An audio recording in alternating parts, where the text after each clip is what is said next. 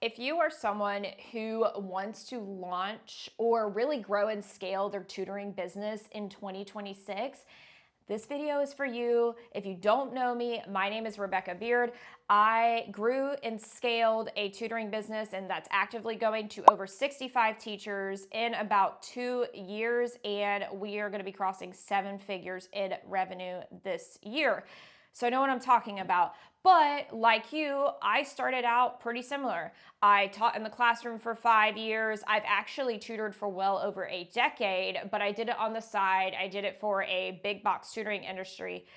And this is what we have seen consistently work and what you really need to avoid to save you some headaches along the way. So enjoy. So number one is probably your more controversial one that I get yelled at all the time is start with higher prices. Personally, I didn't do this as well, but like I started at about $40 an hour for my charge rate. And what I ran into with $40 an hour, and even as a solo tutor, like that's not bad money.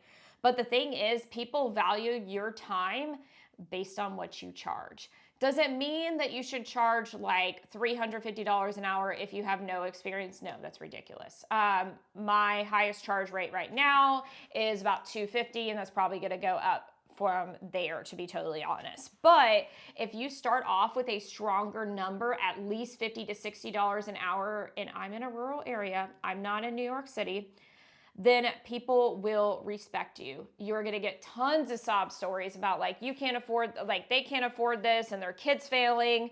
But when you hold your ground, you will get the best clients possible, and it is actually worth that fight in the beginning. What I do recommend though is either bulk discounts if they buy like 5 sessions with you, that's a really doable thing, or in our area, we have a lot of military families, so we offer a military, teacher, and first responder discount. That's 5%. So that's always a good thing to do. Okay, you have to correct that out. Okay, and number 2, and I'm shooting myself in the foot because I did not do this at first, is start dang early with social media. I do not care if you have 0 clients. If you can get started on at least Instagram and Facebook, oh, that will pay off. There's certain things that I wish I did early on now that I'm doing now, and it pays off in spades. And you don't have to have 1 million followers to get clients. I am talking about getting followers actually more locally. Even when I only had 50 to 100 followers on my Facebook page, that was consistent traffic. People were sharing out my materials and my resources, and I had a full schedule, and I actually was already hiring then. So don't focus on the size, but put out quality social media content early. That is everything from you just teaching how to solve a math problem. Don't go crazy. Just use your iPhone. It's okay. Or just posting pictures of you working with a kid. Like very simple. The key is if you are teaching someone's kid, put your face out there. And then number 3 is track your spending early. I know a lot of people who would get into tutoring businesses and they need a bunch of supplies, especially if you're teaching younger kids. I get it, and you do need those supplies, but you need to track to write it off.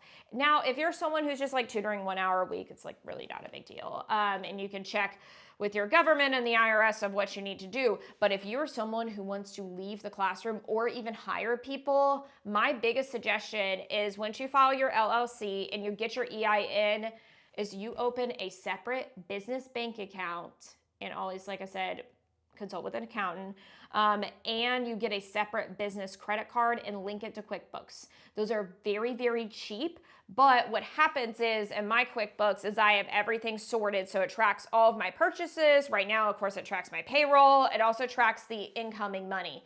That is a game changer. It was harped on me because I had really good mentors early on, including my dad, who's been in business in general for a very long time. He's like, separate your finances. And I honestly have no regrets doing that before I was making that much money. So hopefully that tip is helpful for you. And personally, I cannot recommend QuickBooks alone. We'll link it below. I get no kickback for that. It's just really good software. And then number 4 is tell all your friends and family you are tutoring.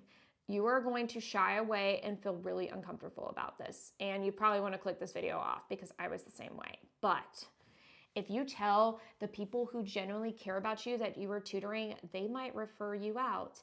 You don't have to bother them about it. You can post on your general social media or just like text 5 friends that, hey, I'm tutoring, give them your website. You can make a one-page website. And then ask if they know anybody who's interested. You're not pitching to your friends. But if you got some good friends or even just some fellow like parents, those will be your first referrals and it will grow from there. So in all, I hope you found these tips and tricks helpful. 3 out of 4 of them I personally did not do, and I've seen it work really, really well, and now I use them, but it's something that you got to get your ducks in a row to take this tutoring business serious. Now, if you want to find a way how to get clients for free and what I actively do now, even to grow our tutoring business, go ahead and check out our mini course below. There's also a product on there of how to fill group classes.